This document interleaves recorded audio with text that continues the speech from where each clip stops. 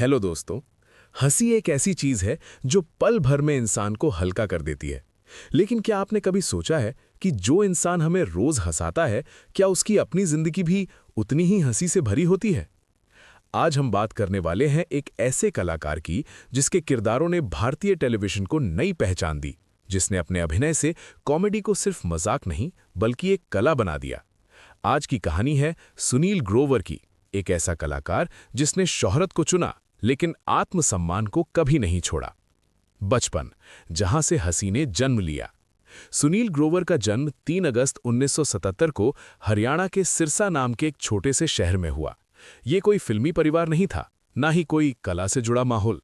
एक बिल्कुल साधारण मध्यम वर्गीय परिवार, जहां जिंदगी की सबसे बड़ी प्राथमिकता थी पढ़ाई, नौकरी और स्थिर भविष्य। लेकिन सुनील बचपन से ही अलग थे। स्कूल में जब क्लास शांत होती तो सुनील किसी टीचर की आवाज निकाल देते, कभी किसी पड़ोसी की चाल की नकल कर देते और पूरा क्लास हंसी से गूंज उठता। उस उम्र में सुनील को शायद ये नहीं पता था कि यही छोटी छोटी नकलें एक दिन उनकी पहचान बनेंगी। शिक्षा और थिएटर, कलाकार का असली निर्माण। स्कूल के बाद सुनील ने अपने जुनून को गंभीरता से लिया। उन्होंने पंजाब यूनिवर्सिटी चंडीगढ़ से थिएटर में मास्टर्स किया।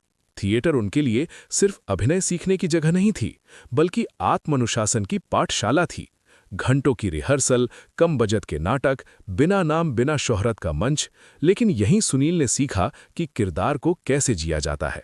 आज भी उनके अभिनय में जो गहराई दिखती है, उसकी जड़ें थिएटर में ही हैं। मुंबई, सपनों की कीमत। थिएटर के बाद सुनील ग्रोवर पहुंचे मुंबई, जहां हर दूसरा इंसान स्टार बनने का सपना लेकर आया होता है। सुनील ने भी ऑडिशन दिए, बहुत सारे, लेकिन जवाब एक ही था, हम आपको कॉल करेंगे। कभी कॉल नहीं आया।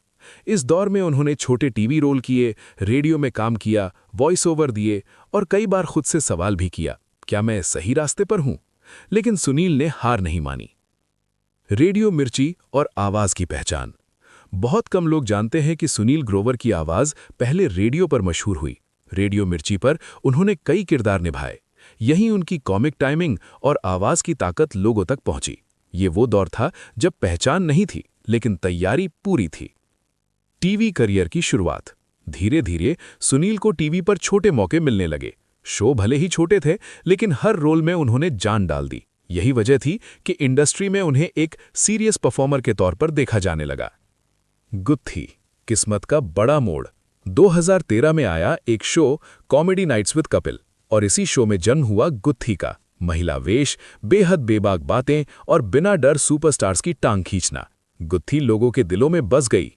सुनील ग्रोवर घर घर पहचानने जाने लगे। लेकिन इस सफलता के पीछे एक अधूरी खुशी भी थी। गुत्थी छोड़ना, आत्मसम्मान की कीमत। इतनी लोकप्रियता के बावजूद सुनील ग्रोवर ने गुत्थी छोड़ दी।